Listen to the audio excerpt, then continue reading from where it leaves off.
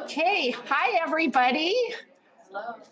For those of you getting food, keep getting food. That's no problem. So I'm so happy you're all here. We actually have a bunch of people who haven't arrived yet, but you know what that means? More food for us. So I don't mind one bit. I hope you're enjoying the food. If any of you are interested who the caterer is, he left a bunch of cards that I put on the beverage table for you. It's a very small mom and pop place with a husband and wife. He is has Honduras and El Salvador background, and the wife is Puerto Rican background. And I hope you enjoy the food. All right. So I am Cynthia Mumford. I'm the executive director at Omni Youth Programs, and we are the host of this cultural orientation series. So today, the focus is on Hispanic cultures. And the formal title of the presentation is Working Effectively with Diverse Cultures, One Size Doesn't Fit All. But I'll say a little more about that in a moment. Besides the food over there, my coworker Brianna Gutierrez went out and bought a whole bunch of Hispanic candies that are scattered across your table because, well, I do believe in the concept of eating healthy. Come on, who doesn't like junk food? And what fun way to explore another culture than through their candy and snacks. So help yourself. You want to take some home to your family or your coworkers, go ahead. There are on your table, there is a basket on each table with notepads and pens should you want to take notes. But I want to let you know that, as you can see, we have a videographer, but this is ultimately going to be posted on Omni Youth Program's YouTube channel. And late last night, thanks to Sherry Egeland, our associate director, wave Sherry, she spent about 10 hours figuring out how to do that and got part 2 posted last night. So anyway, part 2 is there. We will ultimately have part 3. So it is free for you or anybody to watch at any time. And we would love it if you would, share it with other people who were unable to be here today. We also have our Omni Youth Programs booth. By the way, just a little background. Since I got the mic, we are a youth drug prevention agency. We've been around since 1979. That is our entire focus. All of our services, including this event today, is funded through Sacramento County DHHS, Alcohol and Drug Services Division. And we are very thankful. We have our head county gal here who's right over us, Joyce Wave. So let's all say thank you, Joyce. Thank you. Not that she does the purse strings, but she helps keep us funded because she is our liaison with the county. So thank you, Joyce. I'm pleased you're here. That's very nice. And the other booth is the SCCY.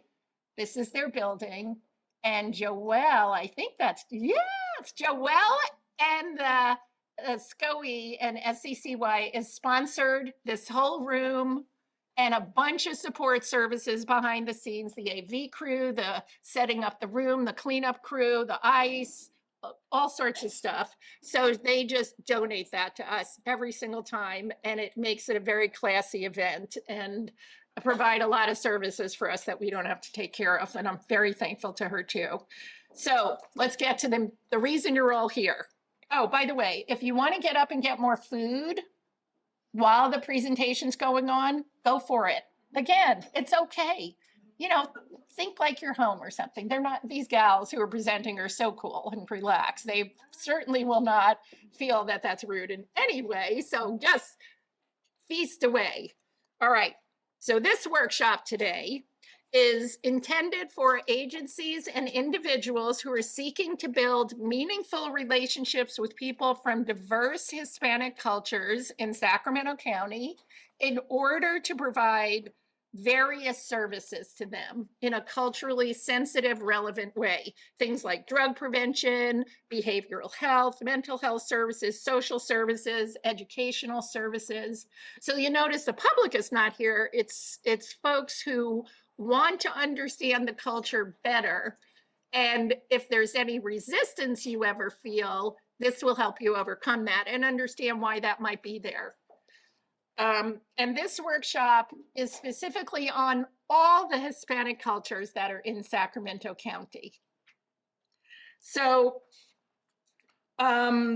today's presentation is going to provide an overview of the wide diversity of the Hispanic people here in Sacramento, the socio-cultural influences that they experience and come from, intergenerational trauma, and difficulties that the people who have come here have to overcome in the first years in this country, as well as those who have been here for many years. And I have learned so much from working with these ladies about how that, even for people born here from other Hispanic country and Latino countries, it really lingers and it's very deep in everyday life and everyday interactions. And I don't think I comprehended it as deeply until I talked with them. So I think it's going to be very useful. In addition, you're going to learn the best way to establish rapport, build trust in this community and with the agencies that serve this community, because it's not the public only you have to get trust with. Sometimes we collaborate with organizations that serve that population, and there could be some mistrust or concerns from their part as well. So this is going to help bridge that gap and improve your, increase your understanding. And it's also tips on how to promote your message once you do have a service and you feel people are going to be receptive.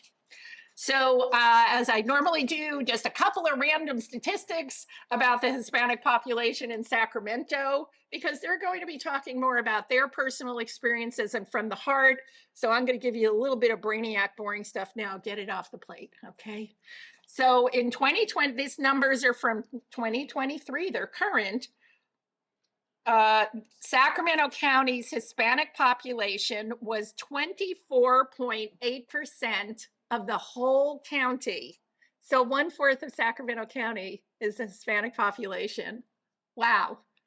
And 81% of Sacramento's Hispanics, Latino, and they're going to talk about those two terms. So if anybody is getting, at the moment, I mean both, okay? I'm not distinguishing at this stage between Hispanic and Latino. 32% of Sacramento County's Hispanic population is under 18 years old, for those of you who work with youth. And of those under 18 years old, 94% are US citizens. And more than 1/3 of the students at Sac State are Hispanic. More than 1/3. Isn't that something? So actually, I do have some notes on terms, but they probably have a more personal angle. But I'm going to try because I got confused, so I thought maybe somebody out there does. Hispanics come from many countries and diverse races. Ethnicity is an origin and is independent of race. Hispanic ethnicity shares the language of Spanish and cultural heritage rather than race. Because, you know, when we have our demographic forms, there's always different categories. So this was what I was trying to make sense of in my own head. So here's an example the article I read gave. For example, a Hispanic person may identify as a white Hispanic, correct me if I'm wrong, with Argentine and Mexican origin with Scottish and German heritage. Oh my goodness, right? I felt better for why I got confused when I read that. Even reading it, I'm still confused. Another example, a Puerto Rican can have single or mixed ancestry of Native American indigenous culture, European or Canary Island with African and Native American descent. They actually had like a whole case study after this of this person. So they're not just trying to make it complicated. These were real people they were referencing in the article. So therefore, the race and culture of each Hispanic in the US differs by his history and geography as well. So time to finally introduce our great panelists. Oop, eat up fast. You can eat after too. So we have two speakers, as you can see, Michelle Garibay and Angelica Franco. Both of them work at Sacramento Children's Home, the Valley High Family Resource Center, and Michelle also works with Birth and Beyond. And Michelle is the family support navigator, and Angelica, I was going to say with the dark hair, but that made no darker hair.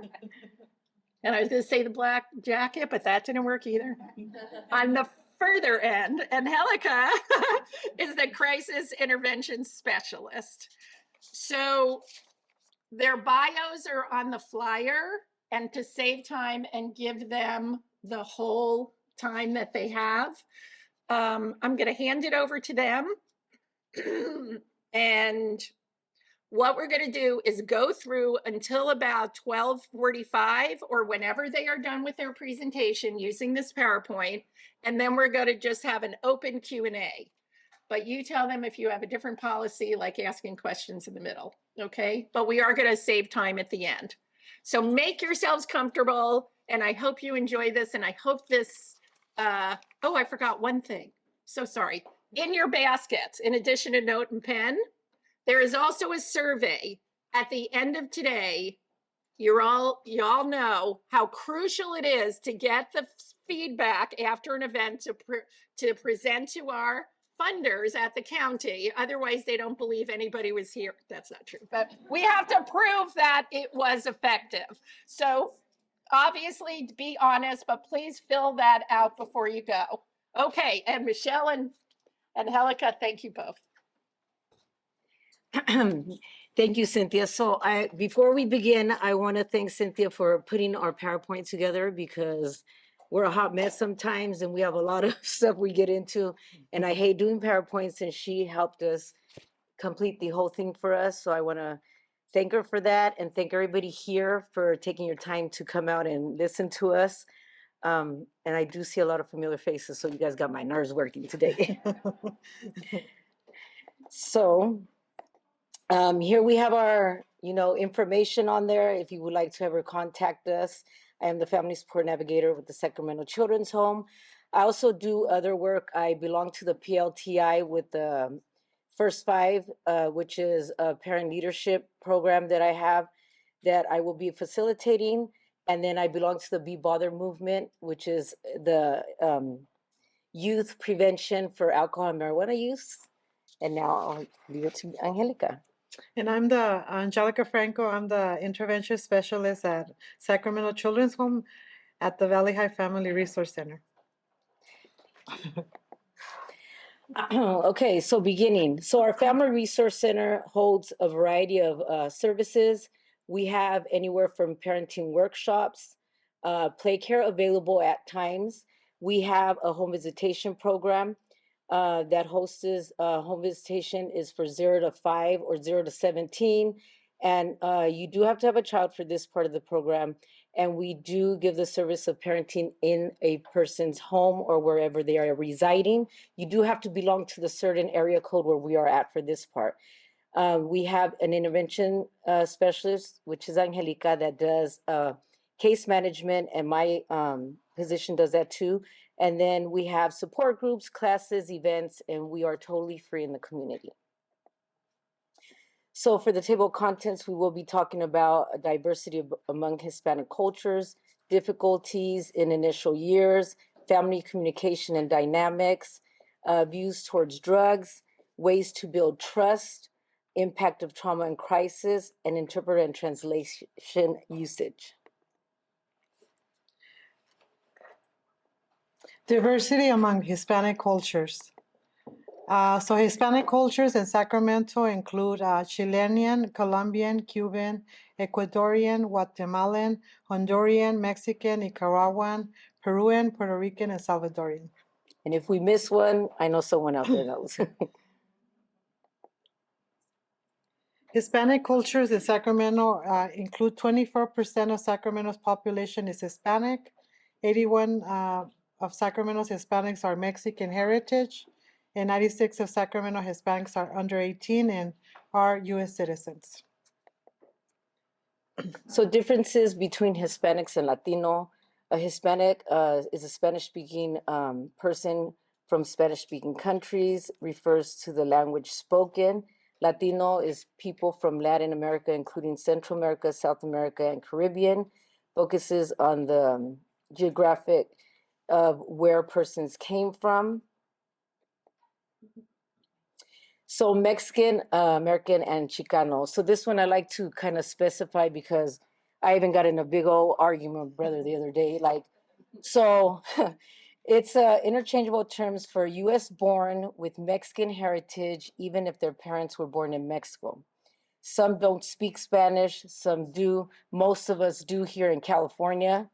Um, on visits to Mexico, they can treat us less than by native-born Mexicans. So if we go to Mexico, they sit there and like, oh, you're from the US, you think you're all that, you have too much money. They call us pochitos, which is someone that, like, if we were born here, but if our kids are born here now, that's what you call. But it's a term that is like it's humiliating. They hate to be, we don't want to be called that.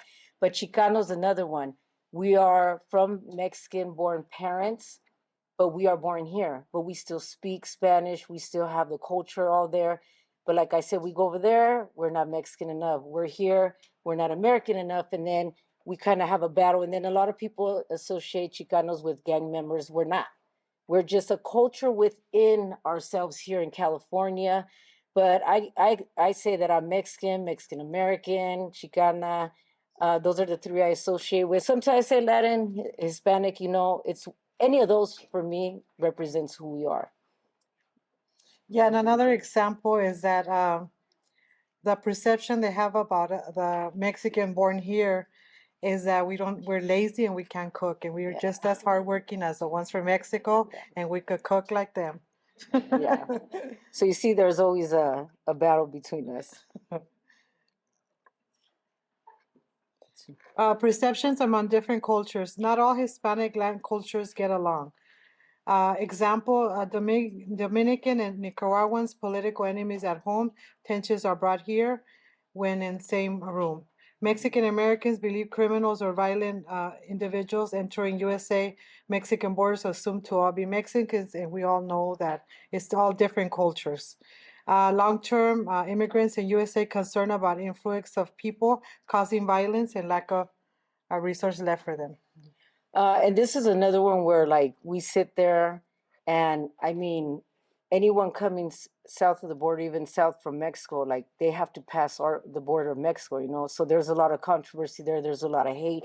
So there's a lot of discussion and arguing between, who we all are and stuff. So it's sad, but it is what's going on.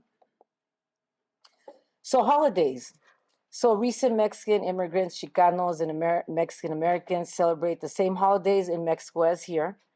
But us that are born here or moved here as we were young, we celebrate Thanksgiving, 4th of July. They don't celebrate that in Mexico, but we do. We try to celebrate everything we have here in the U.S. as we have in Mexico also. Another thing we wanted to clarify is, so Mexican independence is September 16. Okay, it does get celebrated here, but it doesn't get the push as big as Cinco de Mayo, which is sometimes we laugh, and I've got into it with people that are like, "Oh, Cinco de Mayo, the independence." No, it's not. I get it. If you don't want to celebrate the independence here, that's fine. It's not Mexico, right?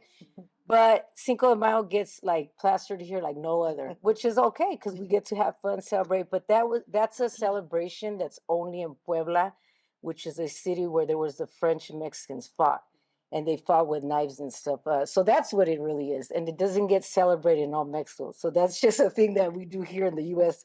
to have fun, and that's okay. We love it. Yeah, and the real Independence Day is September 16. That's the real Independence Day, but I guess, we don't celebrate it. Food differences among Hispanic. Margaritas mostly in tourist areas. Squirt soda and tequila is popular though. In Mexico, they don't usually eat chips and salsa and chips and guacamole except in tourist areas or big towns and cities. Pupusas are very popular, common in Salvador and now here. Mariachi invokes sentimental, mariachi for music invokes sentimental feelings in a way old Danny Boy does to the Irish. Not found much in cities except tourist sites, more in towns. Always have a big event such as weddings or serenade someone you're courting. And they are expensive, but yeah, depends where it's just, for celebrations. So as our language, Spanish words can be a very different meaning to someone from a different part of Spanish-speaking country. Be aware if you have groups from various countries or use interpreters or translations, because our words sometimes mean different things. And then like a Spanish word for Mexican, sometimes it could have 3 different meanings. This one. The word for gossip in Panama means bochinche, and to us that kind of sounds like a bug. But yeah, it's actually for us gossip is chisme.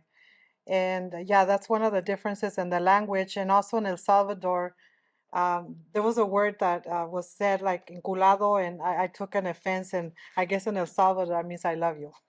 I thought, oh no, that's not what it means with me. Yeah, because here we would hear that, we're like, oh, you're in heat or something. So, it gets interpreted different. But, that's the differences between all our, cultures in the Hispanic Latin world. Different languages, yeah. Or different meanings. Yes. Difficulties in initial years. So challenges of immigrants and refugees, policies and barriers. Not everyone qualifies for public assistance. You must have a child or a family member, someone that is a citizen, to be able to get financial support or food stamps. So they could get WIC, but you won't be able to get food stamps unless one of your kids or someone has a social. You cannot get cash aid, none of that stuff. So just to clarify, because a lot of times people say, oh man, you're getting all these services, you're getting everything you can. It's like, no, they can't if they don't have citizenship. Adults do not qualify for Medi-Cal unless it's emergency Medi-Cal. It's still Medi-Cal, but it's emergency only. And the children do get full, which I'm excited about that. We're trying to see if in 2024 we do get medical for anyone. Housing is not available unless you're recognized as coming here seeking asylum. Many other benefits do get provided through that way, but not everybody comes like that. They're just running out here, getting through however they can. So they didn't get a chance to, get in here properly. So those that do come with asylum, they do get more things provided, and those that don't, you're on here on your own. So they have to work under the table. And a lot of times now, even that's hard because they're cracking down on that. And so that's where it becomes very difficult. And so, yeah, you have to get everything you can for free, go and you get involved in other things. Barriers for immigrants and refugees continues the language, not being able to communicate with everyone. Not everyone speaks Spanish in California. Unfortunately, though, it's like a two-sided thing, because if you live in Cali, you are going to be able to go anywhere. Like my parents been here since they were 17, and they still have a heavy accent because they grew up in LA. So that's where, you kind of have to speak Spanish to be there. But yeah, it's like, if you're in certain parts of California, it's going to be very heavily spoken Spanish. And if not, it's a barrier for them. Fears and misinformation.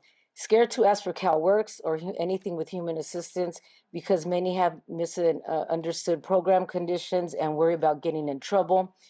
They're afraid because the Department of Human Assistance frequently sends investigators to the homes to ensure a number of people live in the household.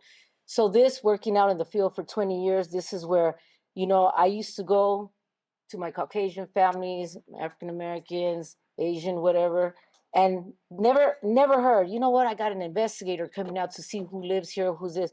All my Hispanic families, they had investigators going. I would be there sometimes, and they would be like, oh, because we don't trust that, you don't have who lives here.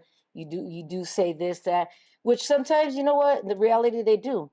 They have like 20 people living up in a house, and they'll say no, but because they don't have no other financial way to do it. And they also sit there, and I've heard and seen workers saying, you know what, if you get assistance, your children are going to be sent to the army. You're going to get arrested, you're going to get X, Y, and Z. And so then when we step in as workers to call and say, let me speak to your supervisor, let me speak to you while you're telling them this, it's not true. Just say you can't get it, or you know what, we don't know exactly the policy, but if you do get services, maybe it will affect you when you're trying to, get documented. So these are the things that they go through daily. And so this is why we step in to try to help out and say, like, no, we're just going to get the truth out of it. We want to make sure that people are treating our people fairly, and in reality, I do this for any race that I work with, but we just want to make sure people get treated fairly. And then at times, so when they're at the border or when they're crossing whatever situation it is, a parent will get sent back and they will keep the kids. And the children get placed here with either a family member or a friend. They do have to show how they can support them, but that's where they get separated. So you have children over here without their parents and they're living with, families and friends. There are movies out there that you could watch that are really good and they show the reality of this. Family how do you say that word? Dynamics. Yeah, in communication styles. Sorry. No, don't say so. Family Thank you. Dynamics. Household circumstances. Thank you. Multiple families often live together because they have no housing upon entry. Families are not always related, maybe family friends. Youth often live with parents until they are financially very stable. Common for 30-year-olds to still live with their parents and grandparents. Yeah, communication, not as much verbal communication as sitting down and talking out or about problems. Boys are supposed to express their feelings. They're not supposed to. They're not supposed to express their feelings much. Not much socializing outside family units. Do things with each other. Really quick, the thing about how we live with our families who are 30s, 40s, not that we don't make money and all that, it's just, it's a culture thing. You stay in your household, you could even have your wife, your husband, like the whole family will live together. It's a thing of unity. Like, I don't know, you could leave, come back, you'll have everybody living together. It's just a thing we do. So child rearing.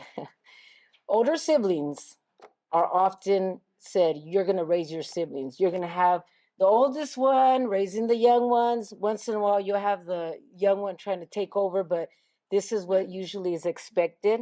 If it was different in your household or people you grew up with that are Hispanic, hey, it might happen, but this is usually what's common. The young ones raising the older ones raising the young ones.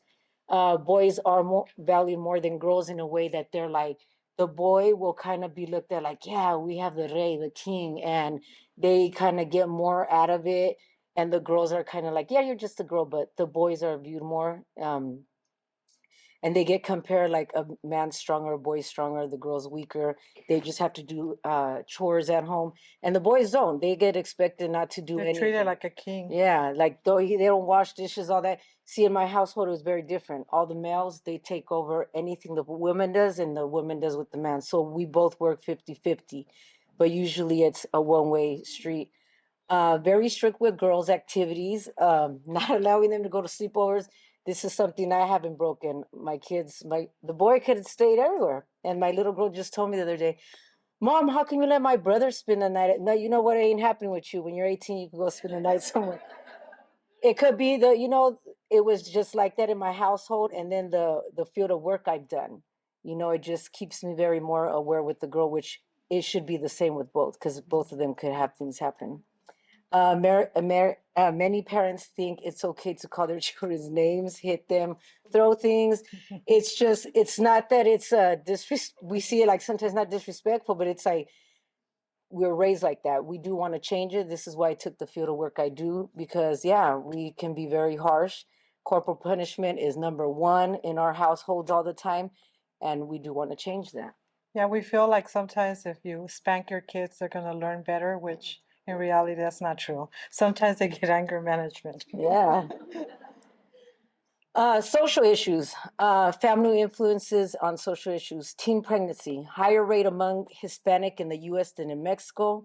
Youth don't get their parents' guidance on subjects of sexuality and all that because parents don't want to talk about it. They'll say, "Cállate, shut up, be quiet, don't talk about it." They don't. Everything is a secret when it comes to, you're lucky if you got a parent that was like open, but all our family members from us down, it was like, up, it was like, You don't talk about things, especially sexual things. What are you talking about? You don't want to, they don't even want to say the proper names for, your body parts. The thing, la cosa, like it's a very private, and this is why, it's an ignorance we have. We don't sit there and talk to our children and within ourselves.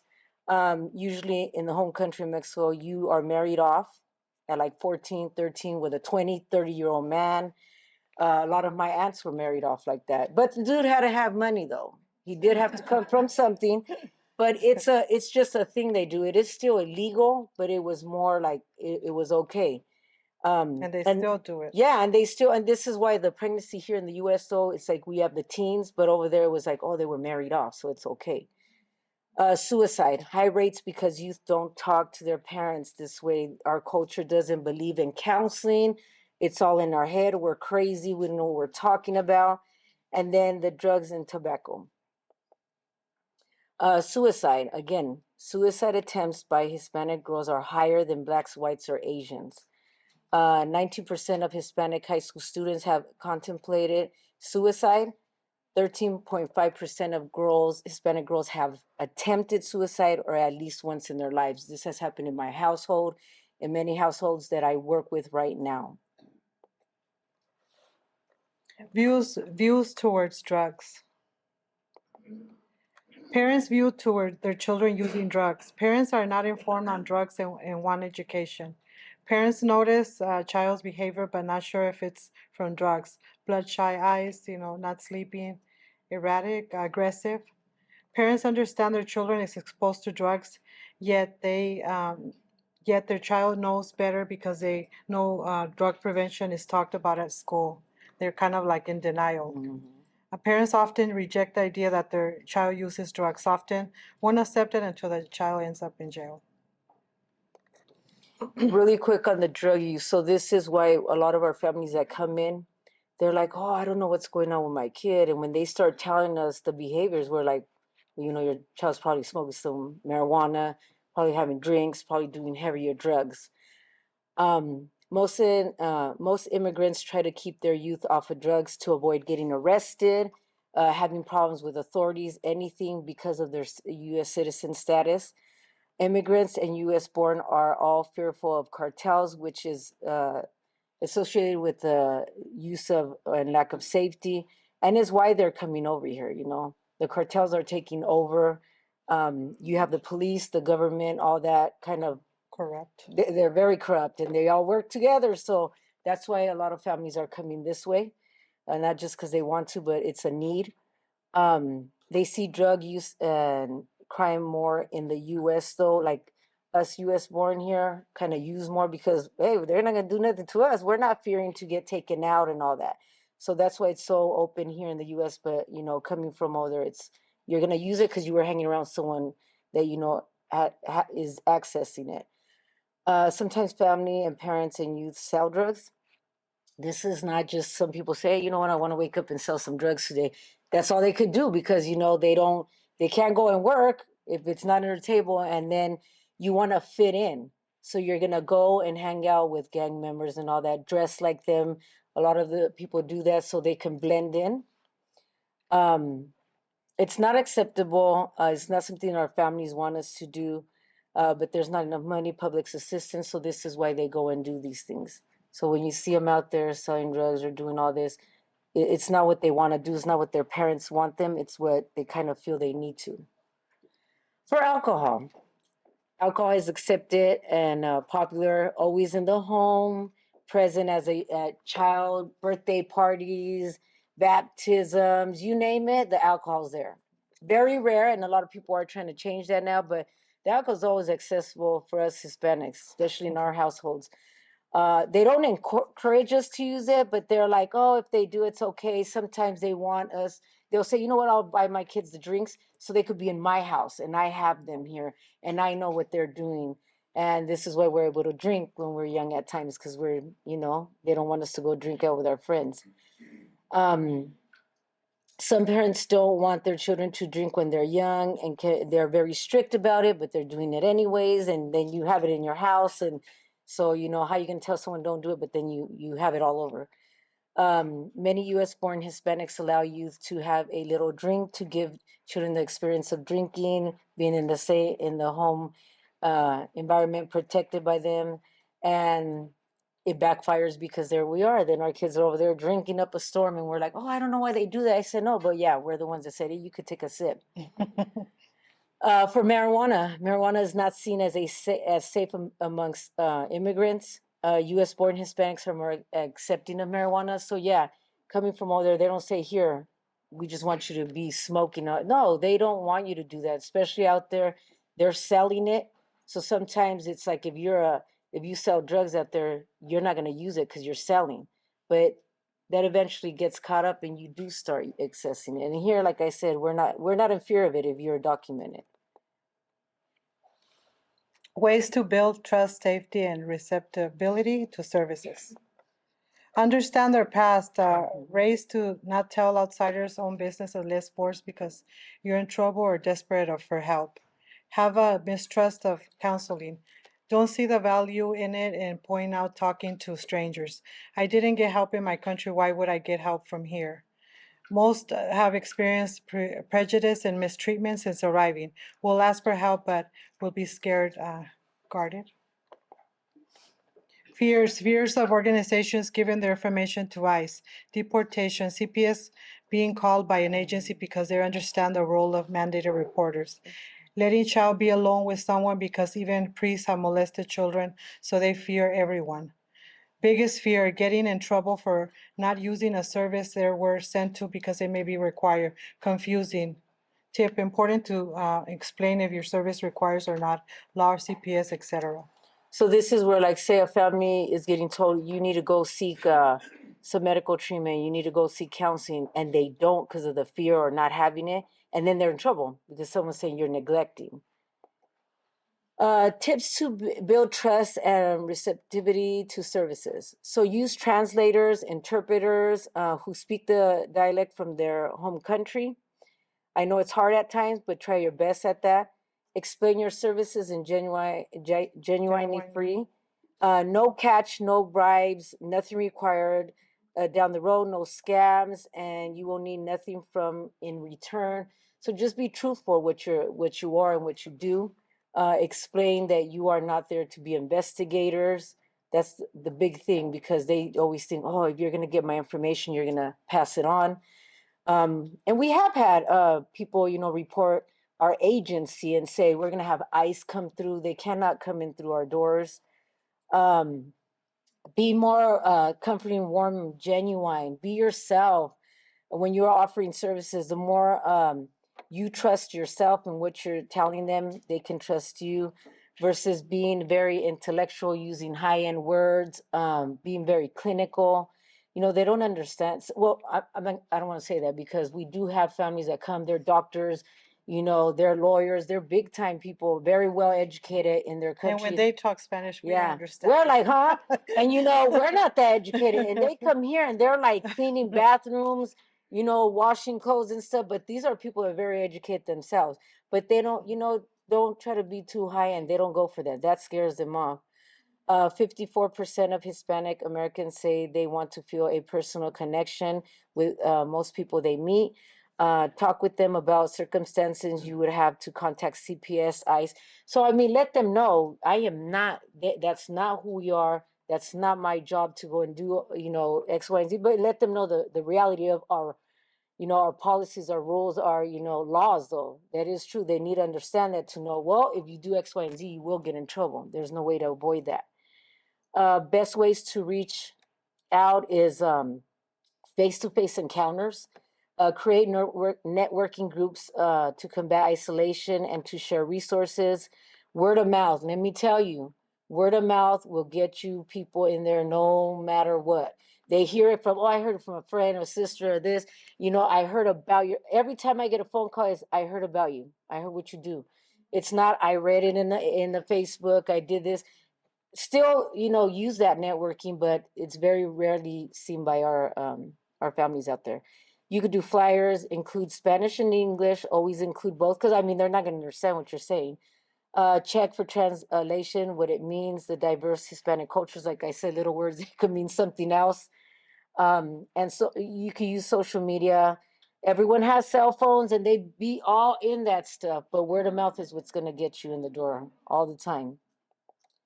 Effective formats, best formats, in-person groups, networking, time before and after with groups.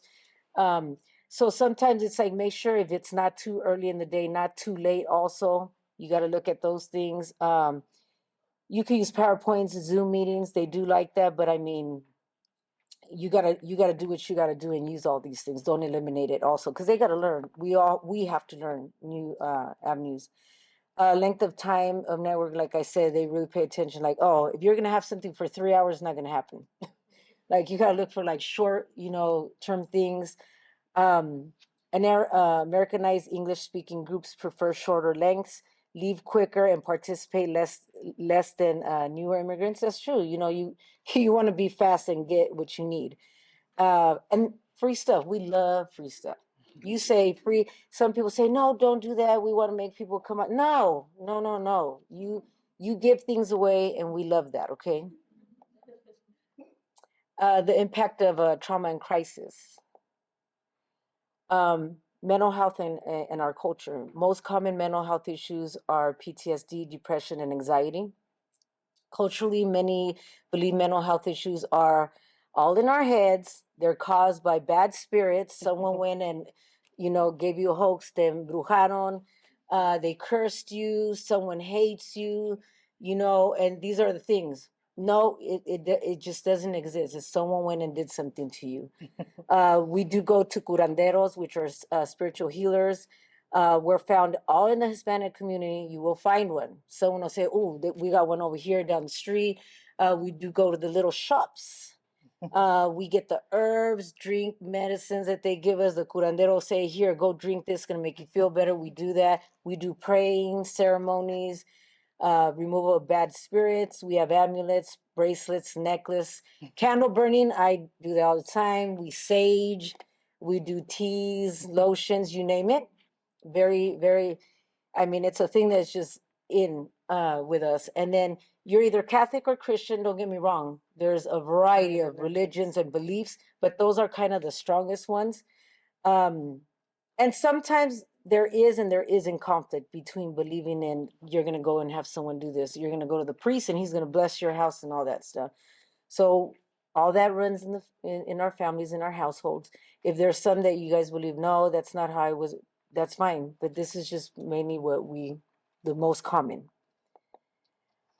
18.3% of the U.S. population is estimated to be Latino or Hispanic. Of those, over 16% reported having a mental health illness in the past year, which is over 10 million people more than the number of people who live in New York. What services are needed? Services needed that we provide are housing, parenting classes, anger management, counseling in Spanish and English, tutoring in Spanish, free drug education and prevention, medical appointment escorts, job search and employment services, help getting services that they don't qualify for due to being undocumented, parent advocate for school, meetings and appointments, special needs youth, translate during management. Meetings. To connect with Hispanic serving organizations, set up phone calls, Zoom meetings, and coordinator to talk to. So that's one of Angelica's main position. She can help with anything that you just read off. Mention. That's what both of our positions help in, and they're very highly needed all the time. So our Birth and Beyond Family Resource Centers, and we have 9 of them in Sacramento. We work one of the 3 out of the Sacramento Children's Home. So we have Building Strong Families, which is my position, through parent education, crisis intervention, connection to community resources and social supports.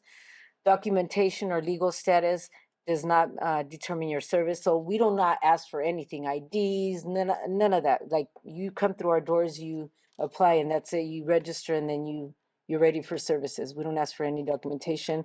All our services are free to anyone in the community. Services are available in different languages depending on what Family Resource Centers hires someone with the capacity in language. I just want to stress that we help anyone. You don't have to have children. You could be an adult with a need. Anyone that walks in, if we don't have the service, we'll make sure we handheld to get you a service. We also have intimate partner violence education and counseling on site. We are contracted with Weave, but we also, send out to like my sister's house, anyone that works with domestic violence for male or female. We do car seat classes, and if we have the car seats available, they get them for free.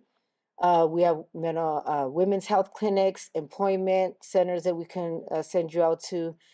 Mommy and me workshops, women's support groups. At some sites, we have the male support groups, 6+ programming, housing resource referrals, crisis intervention services, safe sleep baby education. That is also one where we give an education for how to safely sleep your baby, and you will get a pack and play. We do have play care available depending on the sites. We do the parent leadership program. So our point is to get families in our community to become workers, to become and start doing the work we do.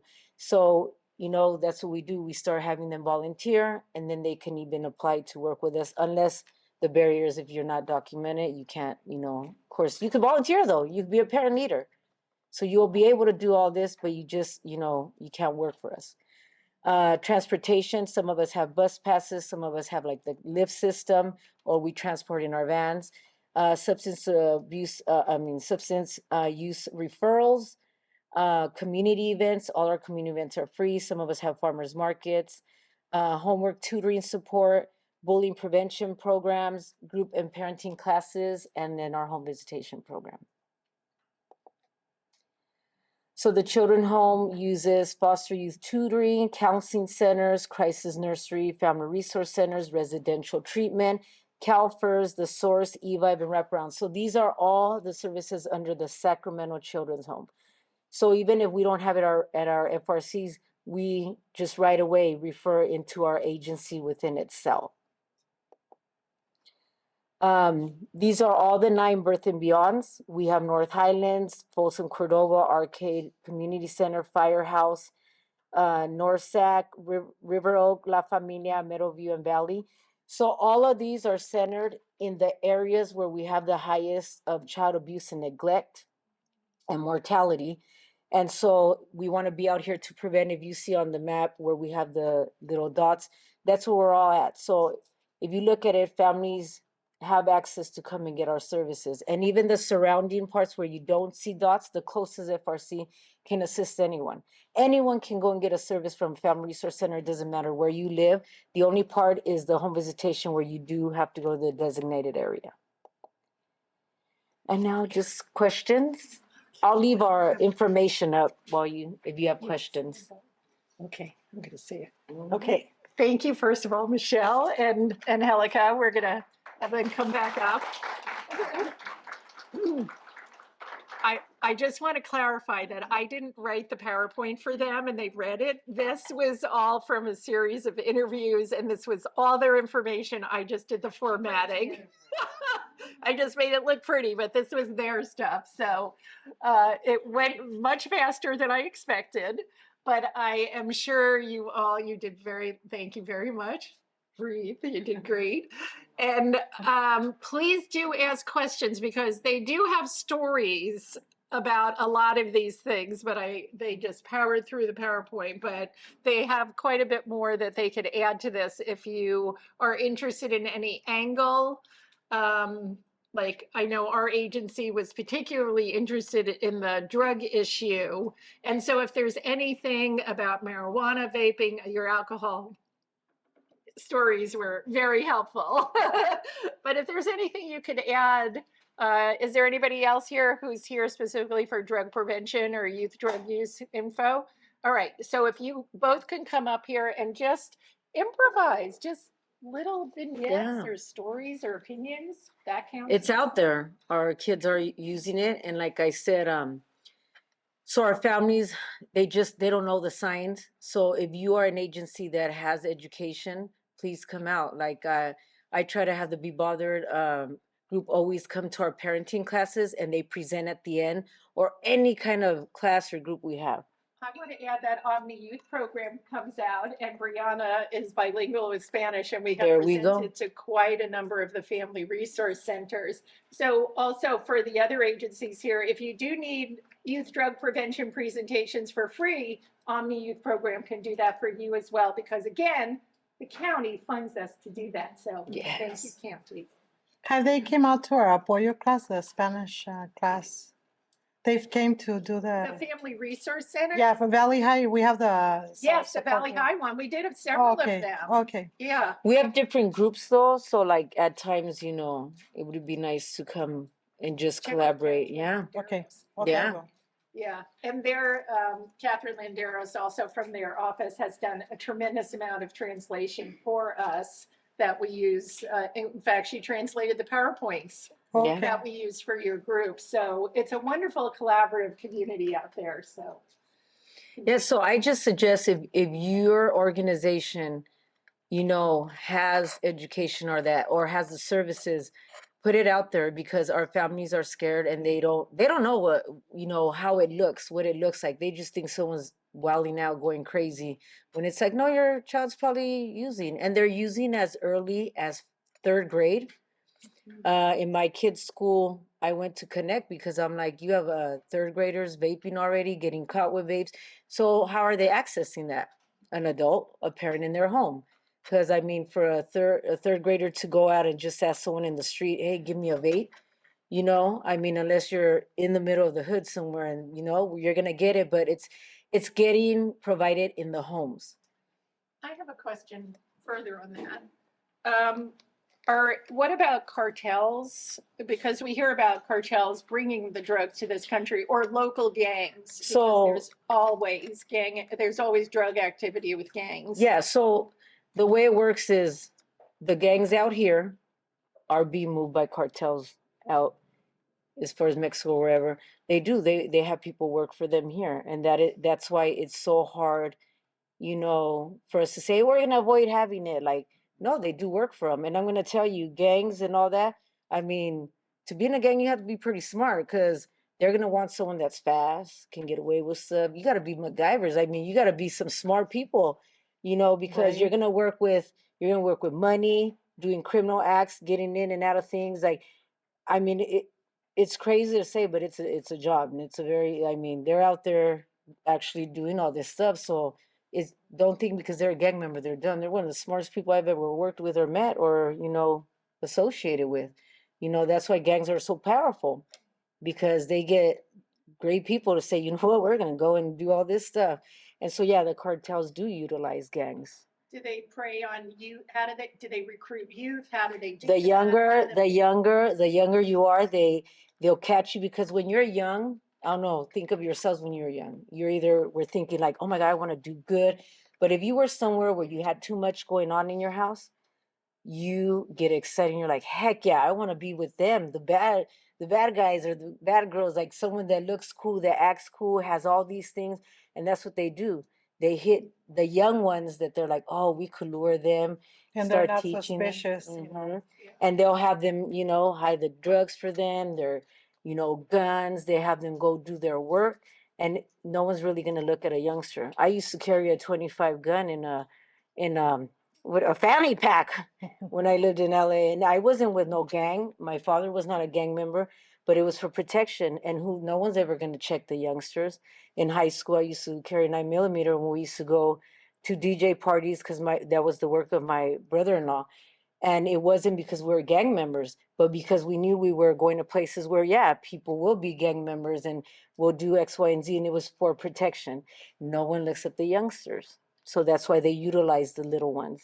You also shared with me when we talked about how sometimes youngsters here feel very alienated, because especially if they're recently here and they're not speaking English. Can you talk about what it's like for them in school, having just arrived, not speaking English, and how that also makes them vulnerable to recruitment into gangs? So when you're coming fresh from Mexico or wherever it is down south, you know, you're coming in here and you're going to look a little funny because you're not going to be wearing the top-notch clothes unless you're getting brought by someone wealthy, and they're going to buy it for you so you could blend in. So a lot of the kids I went to school with, a lot of the families I work with, the kids will start hanging around with gang members, or they might not even, but they dress like a gang member. You'll have the shoes, the shirts, the big old, and they do that to blend in. This is what I remember friends I had, they used to say, well, yeah, I mean, they don't even know English. Someone they're like, but I'm going to look like a gang member because I'm going to get away with it and I'm going to blend in. So either you're going to get in trouble, get caught up with the cops, but if most likely you're just going to blend in. So ICE isn't going to come pick you up because they're, oh, that's a gang member. We'll let the cops deal with it. So a lot of times this is how they become, part of that communities because, they're like, this is the way we're going to blend in. And then can you imagine you not knowing the language or anything, you come, that's like, you're gold for a gang member. You're like, oh yeah, that's who we're going to get. We're going to have them put them out there. And then they don't care for them because they're like, if they get caught up, they're going to get taken. We don't have to worry about it. And we do have less fear though, being from the US, being documented, we have a little less fear because you're gonna have the fear of like, okay, we'll get put in jail, we'll be in juvie or something, but you're not saying like, damn, I'm gonna get straight sent all the way, like deported to my country. So this is why, yeah, we're gonna think less of it more than someone that just got here freshly from another country. But then there's some of them that do come with intentions of they already have a drug use problem, or they get that when they're here crossing the border, they start asking, hey, you want to work for us? And this is how they get entwined and all that. Did you share something about how sometimes the kids in school are just left in the classroom because the teacher doesn't speak Spanish? There's nobody there to sit with the child and translate. Oh yeah. And so there's a very profound loneliness and isolation and otherness that they're growing up. They're sitting there every day in school. The parents are scared not to send them because they think they have to follow the law of truancy. Oh yeah. But then again, they want to fit in somewhere, and that's the gang members come in and say, we'll be your friend. Oh yeah, that's how they recruit, they're like, oh, this one is lonely, no one's going to talk to him, so hey, we'll give you protection, we'll take care of you. They take them under their wing, and it's like, this is how it becomes what it is now. So I just want a lot of people to think like people don't just come sometimes from over there. At times I feel like that too. Oh man, they're just coming over here, and then I don't even watch the news. I don't want to watch it because I'm like, oh, don't let it be a Hispanic, a Mexican, because then they're gonna say we're all killers, we're all, they call us every name in the book. Sometimes we're not even looked at. Like we feel like we're just passed on like, oh, they're nobodies, whatever. Let's focus on something else because we're not that loud though. We're not that out there. Our people are more like, don't say nothing, be quiet, like don't be erratic, don't go and make like they're gonna stay quiet and let people run over them. There is also dual immersion programs. I work with some families that recently came from South America. Their kids are learning English.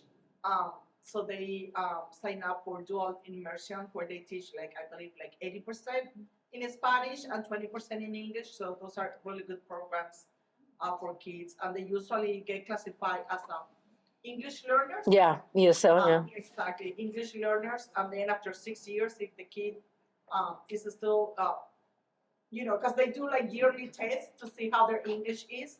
And I'm sharing this based on my personal experience with my daughter. She's in 8th grade and is still classified as an English learner, even though she speaks English fluently.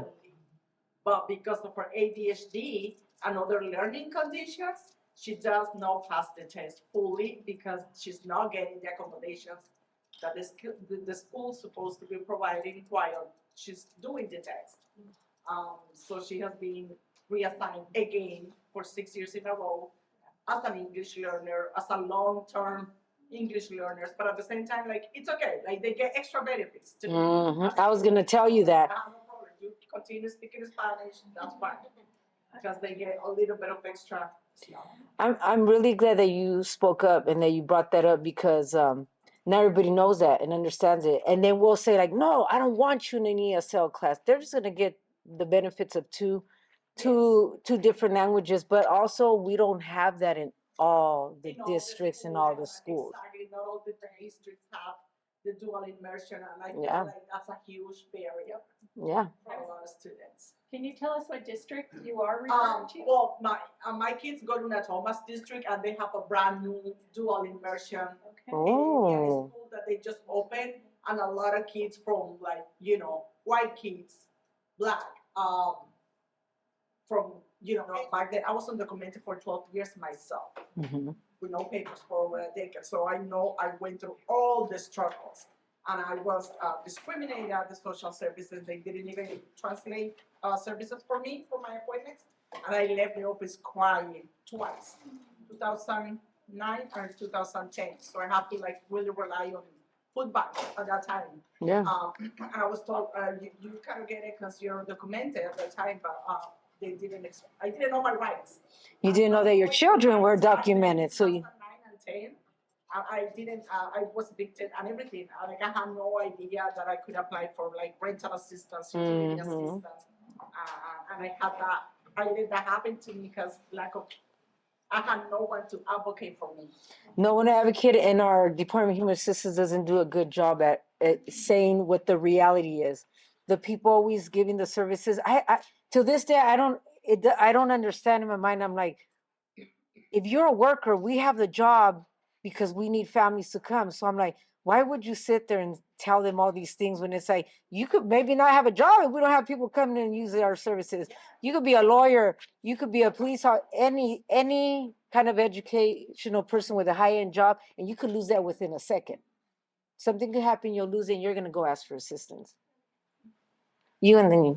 I just want to say on the speaking with young people, and we do a lot of work one-on-one with Mhm. young people, and I'm finding that they really appreciate, and it helps them to help them know how to advocate for themselves as a young person.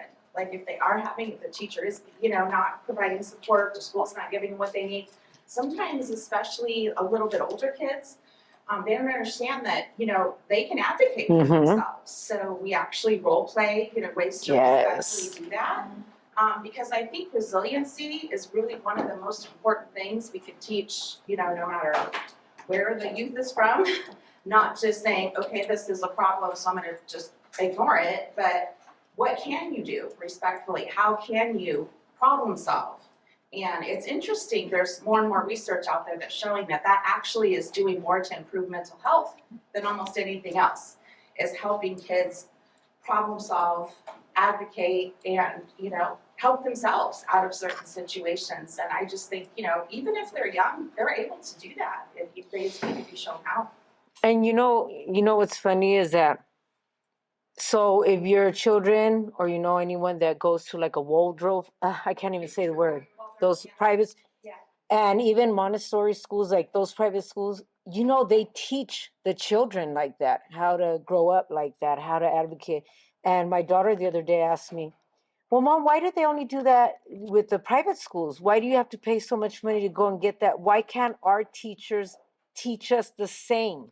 And I said, well, because our system is built to set people for failure, whether we say we don't, but it's the reality, because that is the way they should educate in the school systems. Because I let the youth know, school isn't the only time this is gonna happen. You're gonna have coworkers, you're gonna have bosses, you're gonna, throughout your life, you're gonna have doctors, you're gonna have all kinds of people that are supposed to be providing you with a service, and they're not doing what they're supposed to do.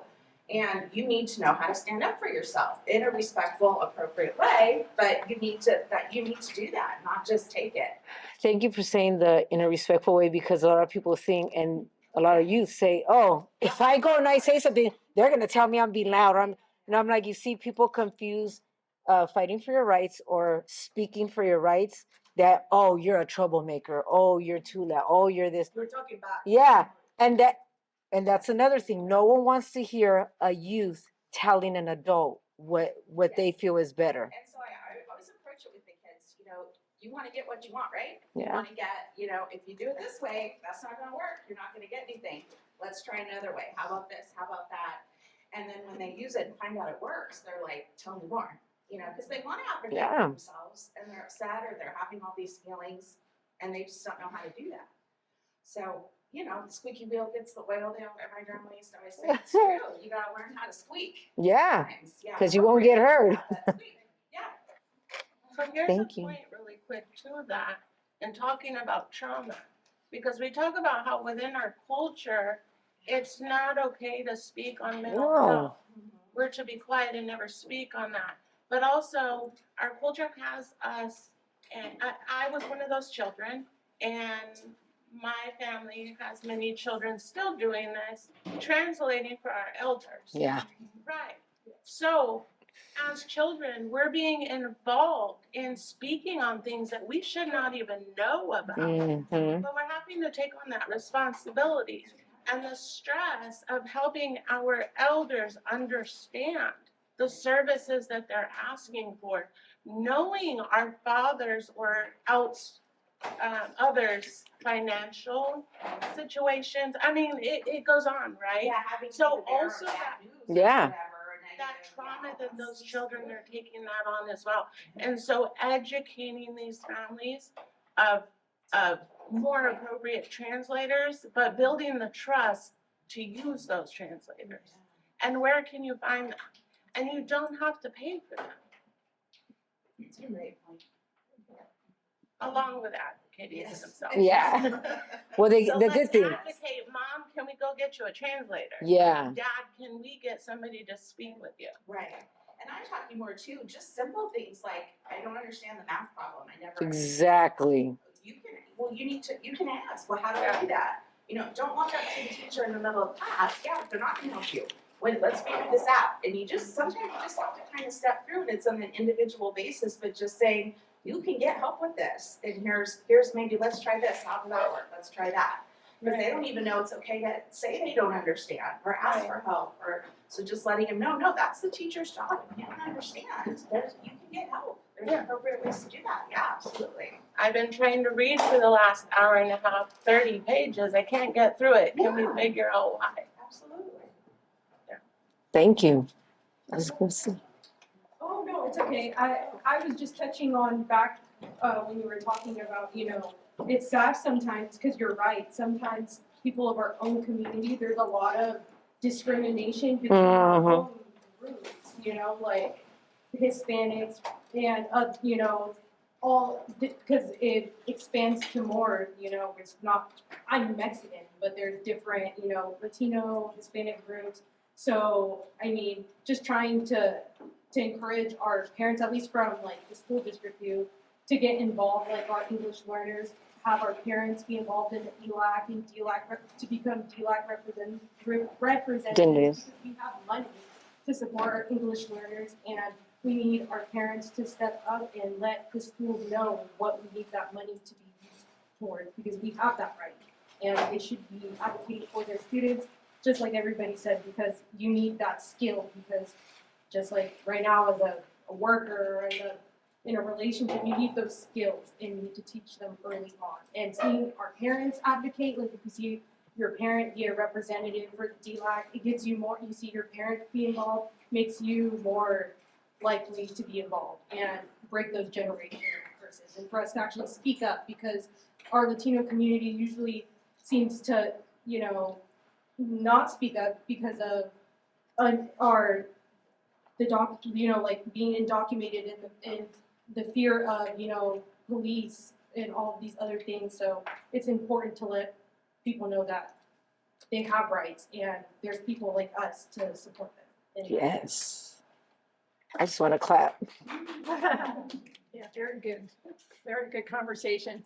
Does anybody in the audience, did you come here with something you specifically wanted information on for your agency or circumstances that may not have been touched on, or you wanted more elaboration on? Now's a good time to ask. Oh, sorry. How do you encourage, or I mean, not just our youth or young adults or even our parents, to speak up or advocate for themselves when their resources are so limited, specifically for our undocumented people? So I'm going to tell you, because we go with them, we'll say, okay, we're going to go with you. Have someone go with them. Have someone speak for them, on behalf of them, and with them. That's what I've seen works the best, because just even if they go and advocate for themselves, even if they, when now anyone goes and says, I need this, I need that, I want this, I still see they're advocating and not getting that. And as soon as they see a representative of wherever you are, just put a badge on, people start dancing differently for you. They start doing it different. Ask for support. They need to ask So for maybe support. send them to one of our sites, we have 9. Advocate, yes, send someone to support them. Sacramento Children's For the, Home. one of the 9 sites. No, we no, no, have yeah, them we in. have 9 birth and beyonds. You have 9, you have one right across from you where your school's at. Yeah. So yeah, you want to have, people need support. And that's something that we kind of hold back on. We never want to ask for help. Because if you ask for help, it's weakness. It's your tattletale. You don't know. You have to ask for help. And this is something I preach to anyone I meet with. Ask for help, support. And I've learned that in a hard way myself, because I still to this day try to not to, but it's like, no, you know how they say it takes what a village to, you know, raise a child. dude, it's, you have to ask for help and support. We can't do it. We're not Shira's, He-Mans and all that, you know, you can tell I'm really old with those, but you have to ask for support. Also, if you were looking for like a translator, where could you find that for a family or? That's the thing, is we have translators ourselves, but when we're trying to look for someone else, I don't know. That's like your agency is the one that should be connected, because I know county has a connection already, the number they call, even police, they'll dial a number and they could have someone translate. So that's within your company if they have access The to, funding too. yeah, the funding to get someone to do it. Or that's why we try to hire like at least one staff member with different language Language. capacities. And within the school, when you're at the school, ask them, can I please have somebody with special skills for my culture, right, or my language, medical providers. So, and if they don't have it, the district, yeah. Anywhere that you're at. Because even schools will still be like, oh, we'll bring the kid over. So that's what I'm saying. It's the lack of, we don't have the service at all the places. To that, if you're looking to do something through the state of California, like if they have to provide, by law, we have to provide you a translator. So there is a way online, you go online, and it'll give you the direct number so that you can request the language. We have 17 different languages represented right now in the state of California. And when you're going into IEPs, bring every person for that child's team that is advocating for that team. It could be family members, neighbors, medical providers, school officials, whoever Anyone, you the need neighbor. is on that child's team. But that also goes for PCFTs with CPS. Go in with your team to speak about your family together, because more brains on the team, right? So, I mean, and those can be your translators as well. Yeah. Somebody that you can trust, that speaks your language, that can help you understand. Thank you. What has been most effective with getting Hispanic families to open up to mental health services? You know, like with suicide going up in not just Hispanic, but Hispanic girls. I mean, it's gone up 25%, I think, of high school students have contemplated suicide. So, and then with Facts. that, it's even, you know. Facts. It's like triple the amount that have actually attempted suicide. So when we're looking at things like that, what are ways that can be effective, you know, just to get, I mean, culturally speaking, it's very similar with African American, right? Yeah. We're not running off to tell everybody what's happening with ourselves or within the home. We're not trusting of, you know, doctors and some Anyone. systems and things like that. So what has worked and what works for us, because we do the same kind of job, and I'm glad you brought up with African and Black families, because I bring in a very big amount of families, and it's the same thing. We kind of live the same kind of life. You know, we don't have the trust issues, but I tell everybody, the way you're going to get through that, tell them the reality, tell them facts, tell them, educate them on what's going to be the outcome if they do not get the help. Because what it is they don't know. they think that we're making it up. They think that this is just, and you don't want to tell anybody, you know what, I have a kid that's like nuts, crazy, or not okay, because that's the words we're going to use. No one's going to use the specific, oh, we have a mental health issue. They're going to be like, I don't want my family to say I have a crazy child. So you keep it quiet. And then in reality, it's not knowing what to do. So be truthful with them. Tell them the truth. Tell them the reality. And when you're talking to them about it, believe it yourself. Because people are people. When I say our people, are Black families and our Mexican they can smell your lies. They can smell you're not real. You're not even knowing what you're talking about. They can hear it a mile away. And you got to be truthful. When I talk to families that it's like, your child's, going through something, or yourself, I'm like, do you know what's going to happen if you don't take care of it? You got to go and try to take care of it. Of course, not everybody works well with doing counseling and all that, but you got to offer it, and you got to tell them the truth of what are the effects. Sometimes they don't know. They're like, I don't know, I'm feeling this, and I don't know what the heck I'm feeling. Like, I don't know what's going on with me. That's why educating them, telling them the reality. Be straight up with families.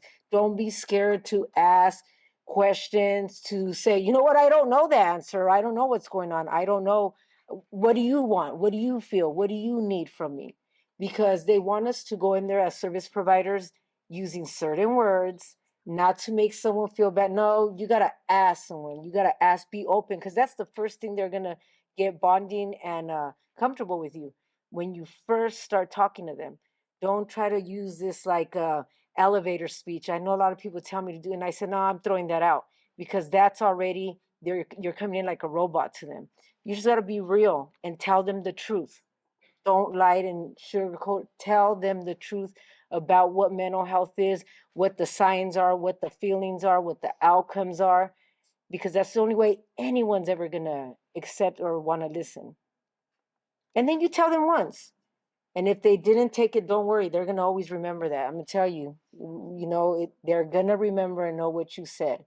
And then you let them go on with it. So be truthful. Just to add to that, a lot of my families, a lot of my Latino families, I have a lot of kids that are getting diagnosed with autism. And that's kind of another thing. They don't, for one, they're not educated on it. They have no idea what it is. But their thing is like, oh, if he starts therapy, he'll be cured. So it's kind of like this, and they're all the same. Half my caseload, it's like, and it's really sad because like, it's Tell them the truth. because it's not true. It's he's gonna have therapists that's gonna help him, but it's not like Gonna go away. No, Yeah. it's gonna always be there. You just have to learn how to adapt to it and educate them on it. So I just try to provide them like all the resources on what autism is, how to help, and things like that. But it's like the same thing with every single family. They're just like, no. And there's a high number of them now that have that issue. I'm like, all my kids are getting diagnosed with autism. So I'm just like, okay. So you're doing the best you can, and you're doing what anyone would tell you. Provide them with the education. Tell them the truth. Say no.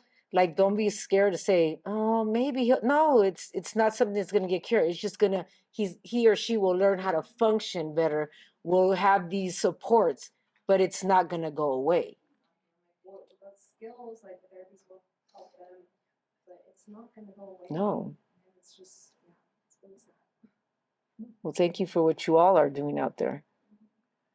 I think we have time for one Mhm. more question if somebody has something.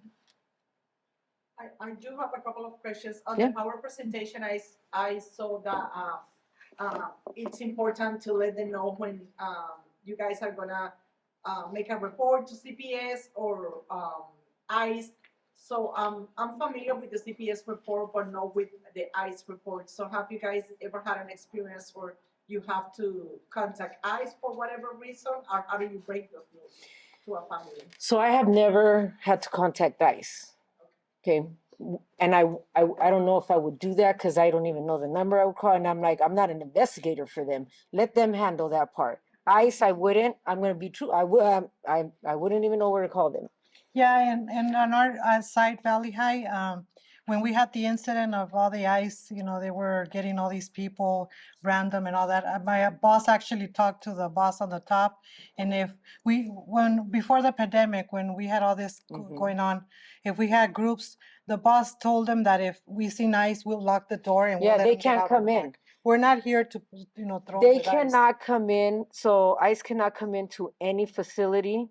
You can lock the door and wave at them. They can't come in unless they come with a warrant. So it's the same, like we can't let them in, and they can't come and say, let me see your files, because a lot of families say, you have all my files, you have my information. They can't come and ask for that. But for CPS, I'm going to tell you, that's kind of a thin line where you want to make sure you protect yourself if you are the reporting party, because being a mandated reporter, depending the rapport you have with the family and what your job is where you're going to make a decision how you're going to do that. So off the top, for mandated reporting, we're mandated to report, right? But the position I did, I was a home visitor in the home, and I go in the homes now in different ways. But when I first open a family, the first thing you tell them when you're signing consents, you let them know I'm a mandated reporter. So I will have to report if I see or know of child abuse to yourself or to your children or suspect. But I always told my clients that I work with, my families, I believe in the giving chances. I'm a preventative program. So I believe in, I'm going to sit there and let you know what things can get you involved with CPS. But if I'm here to guide you. So I'm not just out there to be like, oh, I'm going to go report. I'm going to go do this. My job is to make sure the family's getting the support. Now, when it comes down to depending your situation, you're not supposed to let them know that you're reporting them, because that could be, again, like that's your safety. You could have a family, you're depending on what you're reporting, you don't want them to know you reported, and then they're going to come, let them figure it out. Of course they're going to know. They remember, hey, I am a mandated reporter, so I will report. But I always love to give my families not the option, the chance to say, you know what, I'm going to try to fix what you're saying. But things like, death, sexual abuse, things that are real and big, you have to report that, and they're going to know where it's coming from. But depending your report with the family, if it's okay, almost all my clients, I used to be like, oh, I got to make that call. But it's very depending on what your situation, what your agency tells you. I was just gonna mention that depending on the report. Yeah. There are times when you will let the family know. Yeah. That you're reporting, because again, that continues to build trust and rapport with the family. It lets them know why you're reporting. It might be a spouse. It might be Maybe a DV situation. But I would not do it if you did not have a report where, and if you're going to continue going in the home and you're going to report on a female or a male, depending who's the perpetrator, that sits there, has a gun, beats the heck out of them. And that's where, that's why you will always check in. But I've done it millions of times with my clients. People can look you up on social media right now. And being in any kind of agency here, you want to be mindful of what you do on your social media and what you post. It's like when you become a cop, when you become someone that you're out in the community, you have to change your lifestyle, because you will be seen and noticed and heard, and people, because when you're a service, community worker, social field, you're going to be seen. So you have to be mindful of what your behavior and reactions are out of work also, I want to just add my experience with making CPS reports, and you said they'll always figure it out. It's unbelievable at our agency, they've never figured out when it was us. And it's like, and we've had them say, I've never told anybody but you. And then when it happens, they just don't put two and two together because the trust is so deep. Yeah. Between us. See, that's that rapport. Yeah. They'll assume it's a neighbor or a different teacher. Or Whoever they're having teacher an in issue. school, but they don't figure it out. So the only reason I'm saying that is if you do want to place it anonymously and you're worried they're going to feel betrayed, they really don't always figure it out. That's all. Don't hesitate. Especially when there are several agencies involved. Yeah. Like there is already a CPS, there is a school involved. Yeah. There is, so sometimes they may be like, oh, who was it, the school, CPS? But I've had the experience where parents thanked me, like. Yeah. There's. Let me tell you, it's not a bad thing all the time. No. And I was going to add, You jumped in. There are some cases where letting them know is a very good thing. But again, I was just saying for those where that relationship isn't there, don't be hesitant. But I Mhm. agree, there are times where that builds the trust, but it's touchy. You know, you're never quite sure, but you both do know that. Okay. All right. So I'm going to make a couple of quick announcements. So let's give first a big thank you. Thank you. That was amazing. So I'm going to throw out one last little thing that didn't get mentioned today that my coworker reminded me of, which is in California, unless you're a U.S. citizen or over 21, both. Okay. It is illegal for non-citizens to use recreational marijuana in the state of California because of Prop 64. So even though it's legal for everybody else over 21, if you are an immigrant and you are not a citizen, or if you are a non-citizen, let's say that, if you're not a citizen yet, it doesn't matter if you're over 21, it's illegal. And a lot of people don't know that. So yeah. So does that apply for like green card holders? What was that last week? Does that apply for green card holders? No, citizen, full citizen, Well, US citizen. US. US citizen and over 21.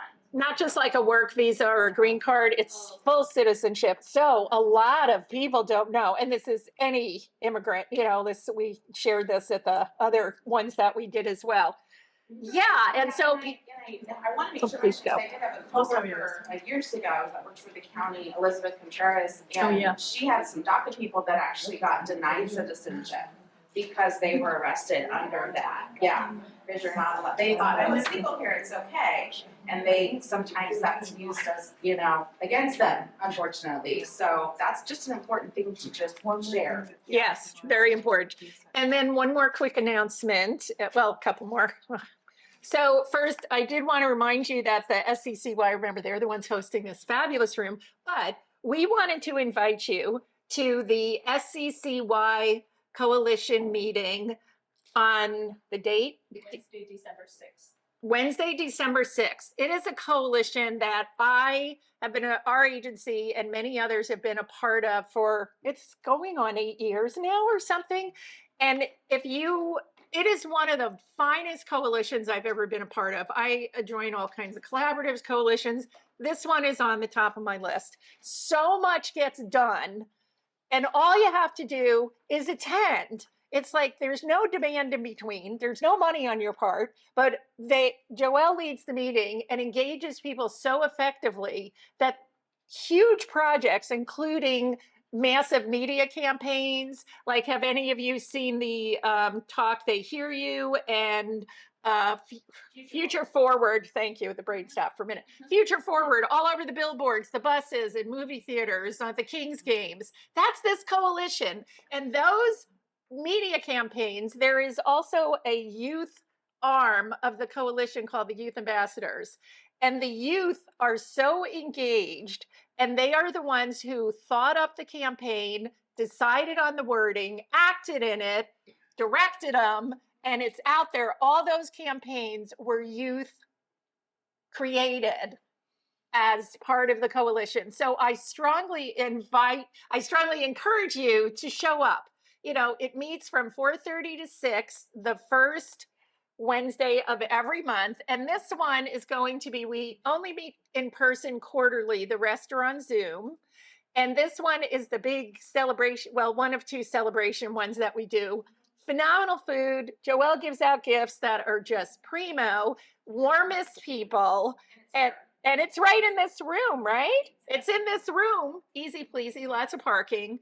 And this is a good one to show up for. So invite anybody you want, youth, parents. It's not just for professionals. We have parents and youth involved as well. And if you've never attended before, if you look at this card, this is the postcard on her table that relates to it. Check out their website and just show up one time and see what you think. But it's a very warm, everybody is very welcoming. So much fun. Yeah, it is fun. I'm there. And you feel like you really made a difference. That's the best part. And it really does look good for young people, for college applications or job applications. It's a great thing for parents and kids to do together. You know, if a parent comes to you, they don't know how to talk to their kid about, because the mission is to prevent youth alcohol and marijuana Thank use. you. That's the mission of the SCCY, stands for Sacramento County Coalition for Youth. So it's a great thing for parents and kids to do together. If you have a parent that's like, I don't know how to talk to my kid, well, just kind of start coming to the meetings, you know, get a little experience, get a little, you know, something good on the job application. And again, like Cynthia said, we get so much done. It feels so good. But it's kind of amazing at the end of the year when Joelle tells us everything we've done. I'm like, look at what, you know, it's great. Yeah. And I just showed up. That's all I had to do. Wow. Yeah.